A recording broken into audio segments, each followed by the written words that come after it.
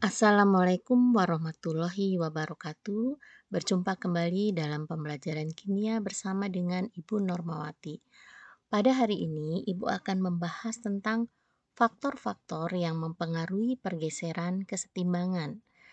Pada video sebelumnya, Ibu sudah membahas tentang pergeseran kesetimbangan dan asas Lekatelier.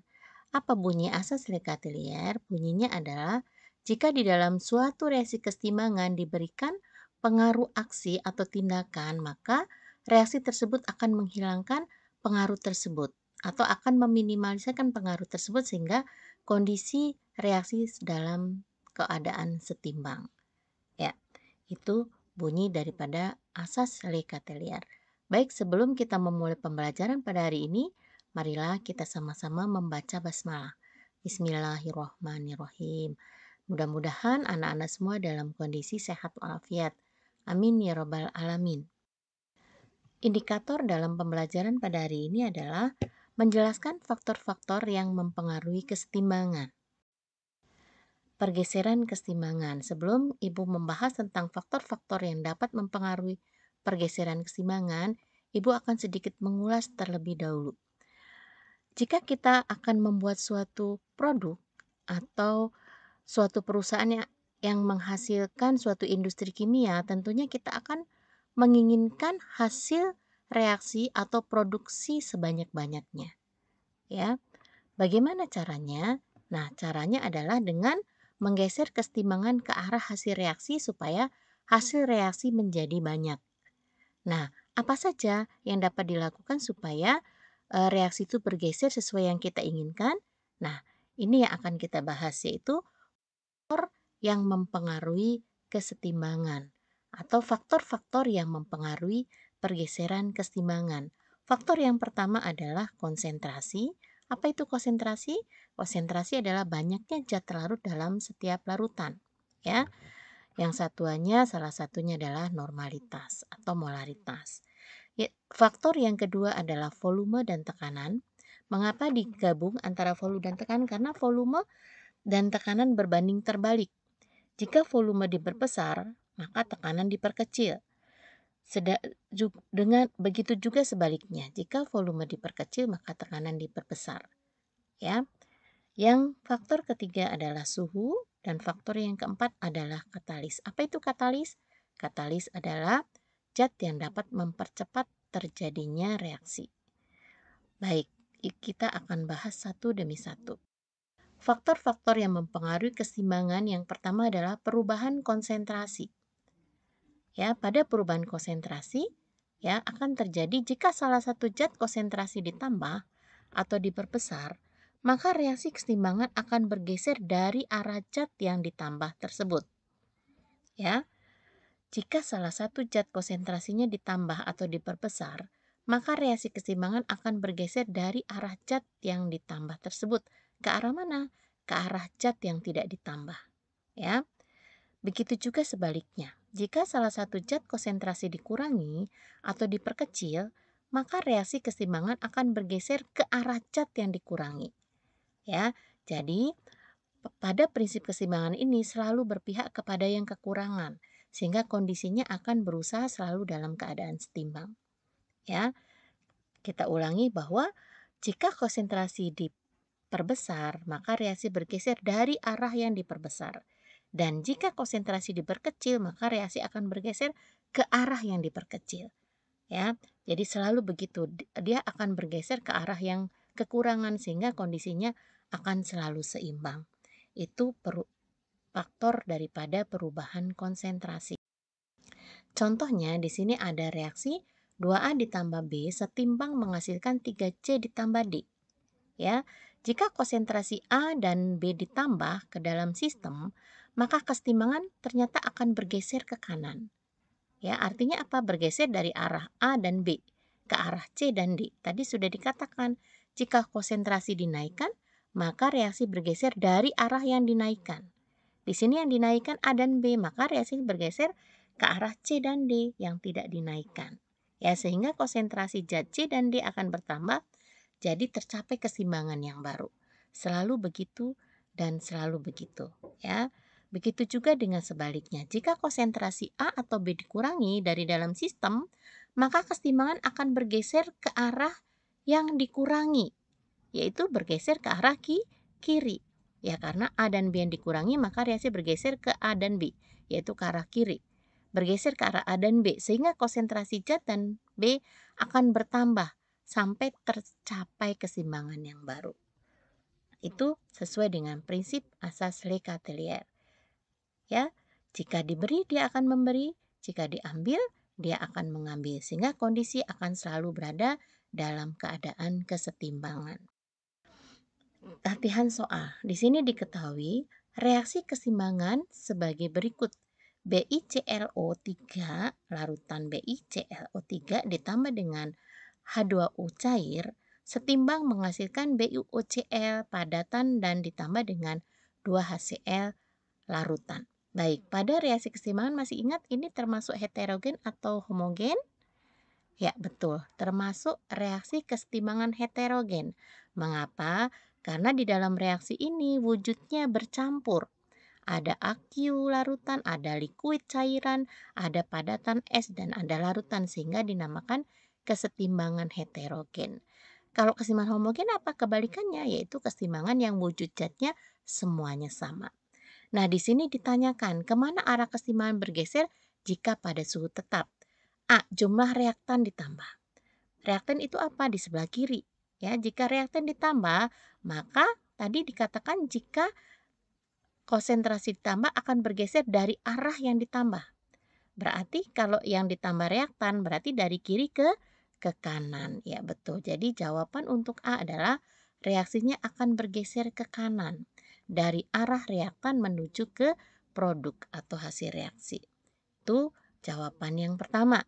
Jawaban yang kedua, jumlah BuOCl dikurangi.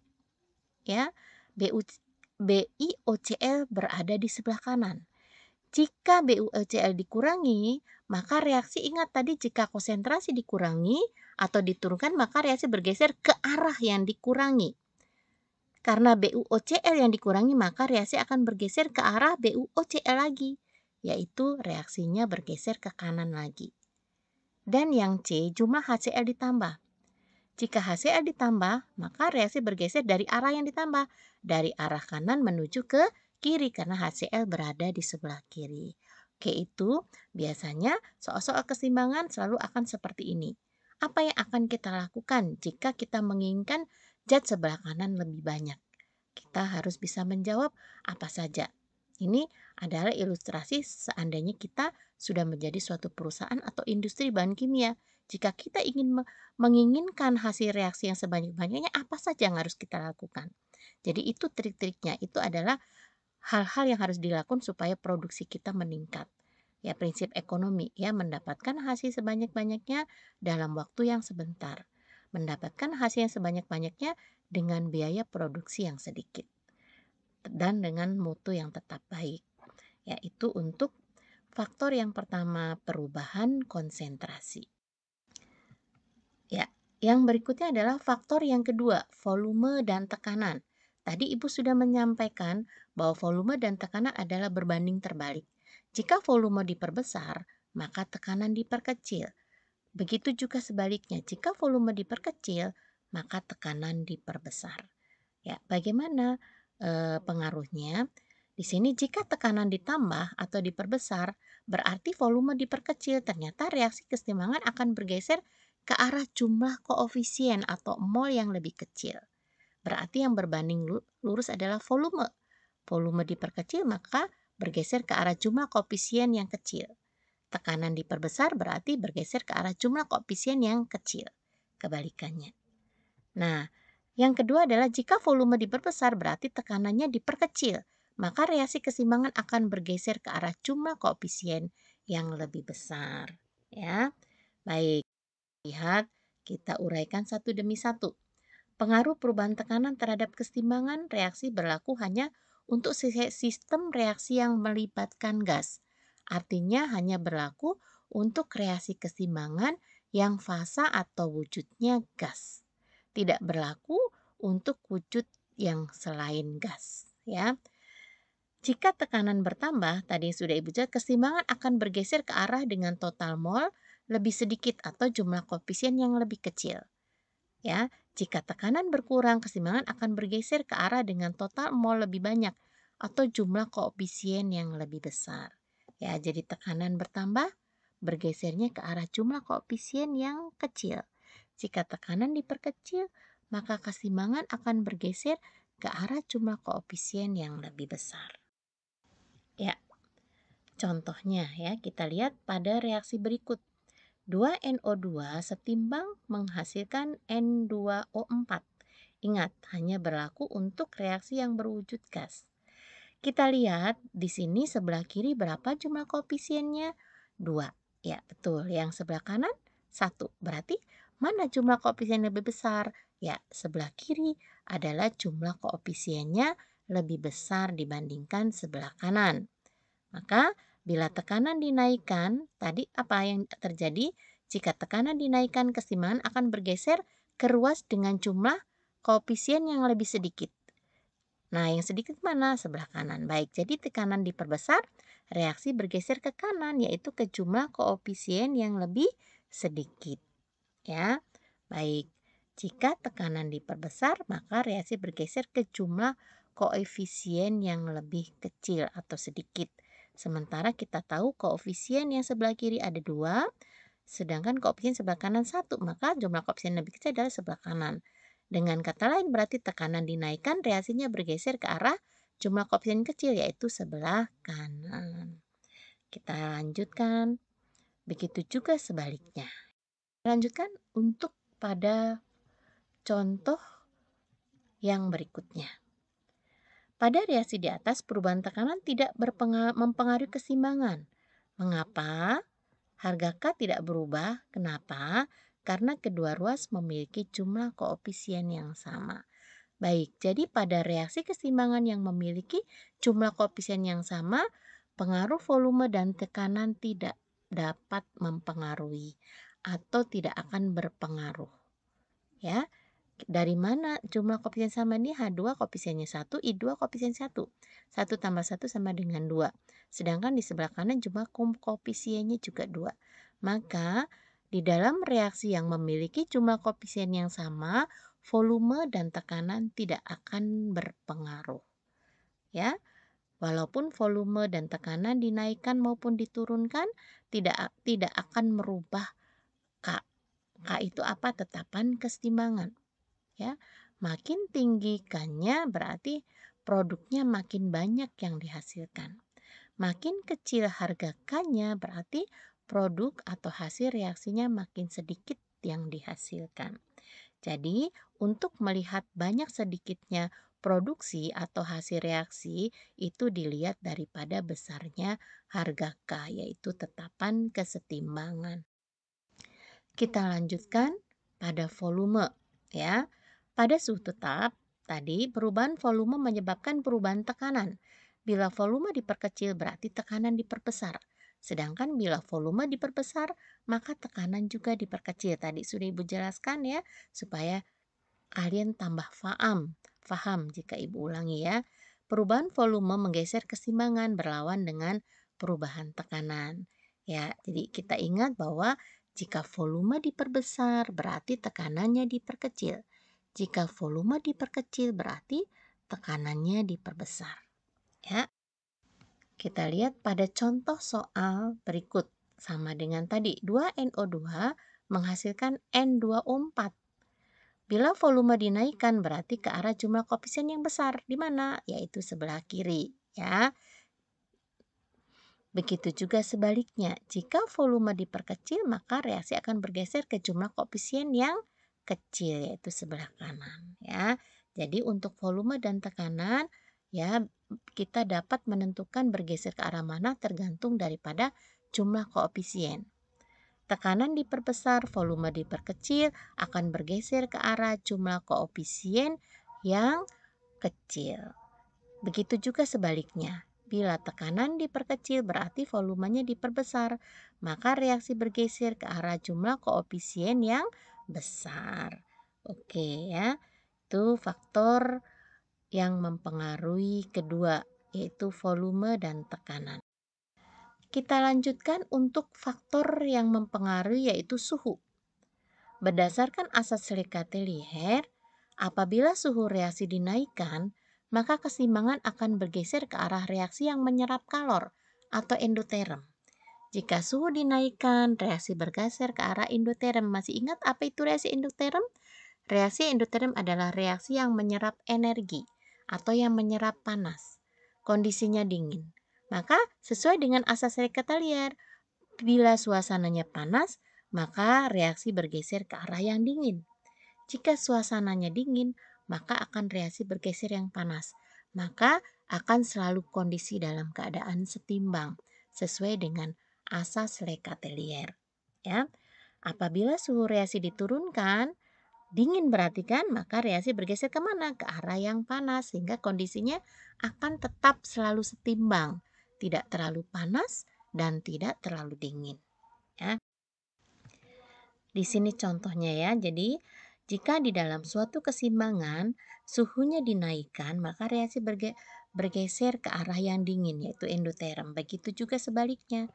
Jika suhunya diturunkan, berarti dingin akan bergeser ke arah panas, yaitu reaksi eksoterm. Ya.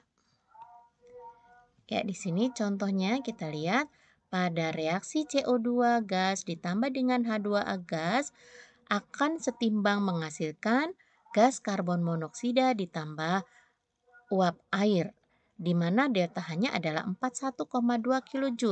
Ingat, delta H yang bertanda positif berarti reaksinya apa? Endoterm. Ya, betul. Kalau delta H-nya negatif berarti eksoterm. Nah, di sini kenaikan suhu akan menggeser kesetimbangan ke arah endoterm. Ya, jika suhunya naik, reaksinya ke endoterm. Berarti kemana kalau suhu naik? Endoterm sebelah kanan. Kalau eksoterm berarti sebelah kiri. Jadi kalau suhunya dinaikkan akan bergeser ke endoterm, yaitu sebelah kanan. Sehingga konsentrasi CO2 dan H2 berkurang, harganya naik. Ya, begitu sehingga situasi selalu dalam kondisi setimbang. Ya. Penurunan suhu akan berdampak sebaliknya. Berarti kalau suhu diturunkan, reaksi bergeser kemana?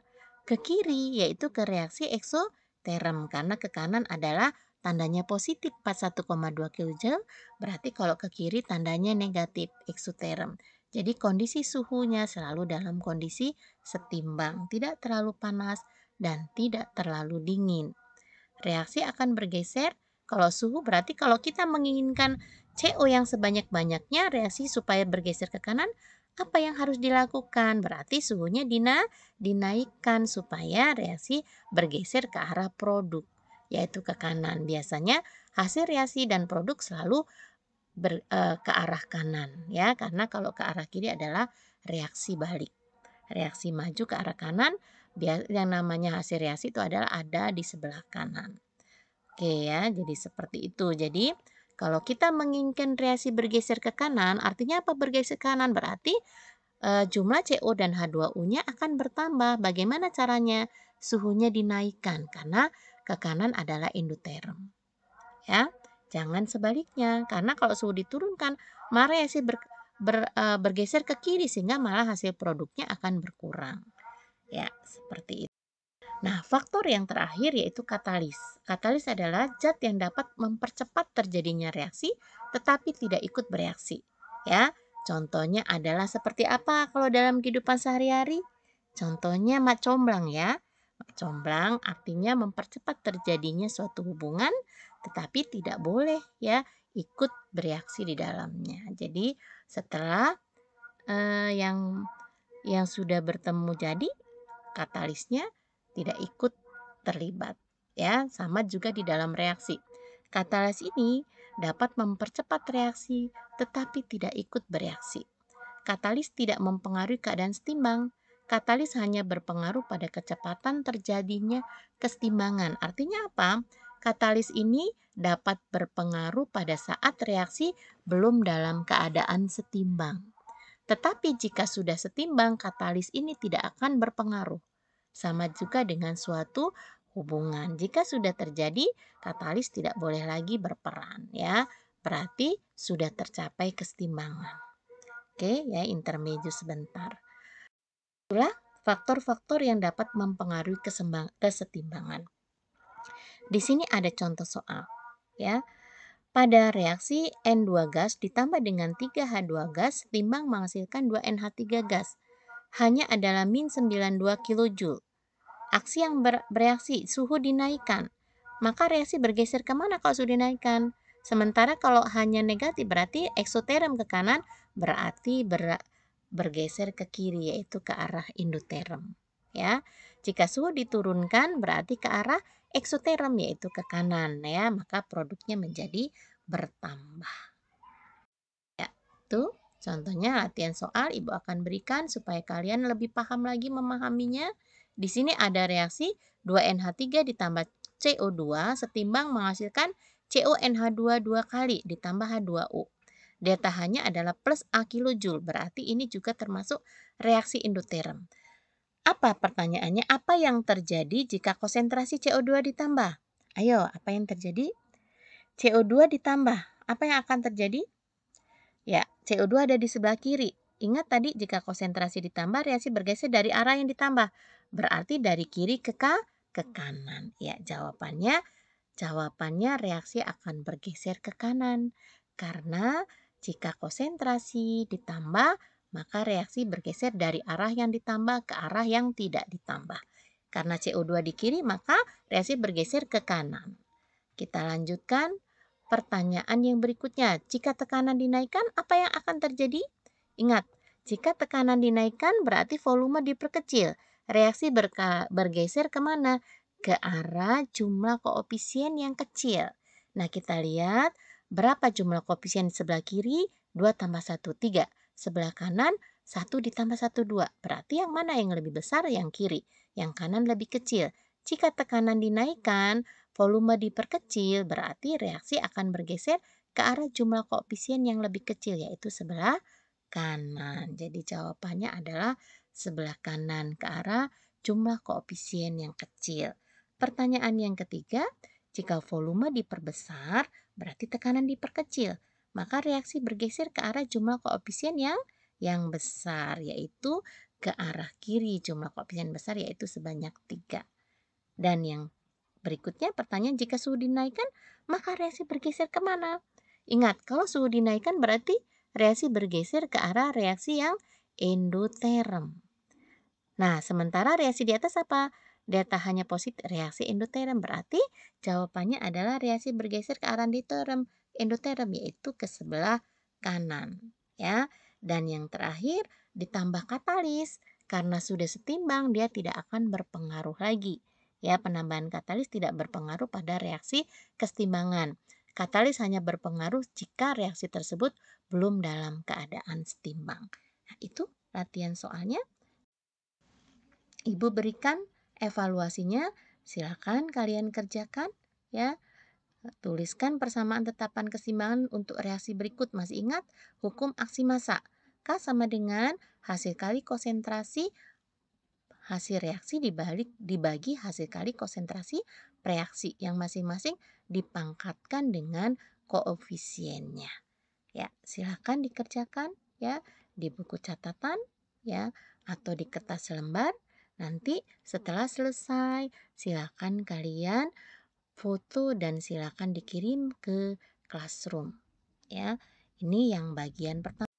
Bagian yang kedua adalah soalnya adalah seperti yang Ibu jelaskan tadi. Untuk reaksi setimbang berikut, CO2 gas ditambah H2 gas setimbang menghasilkan CO gas ditambah H2O gas.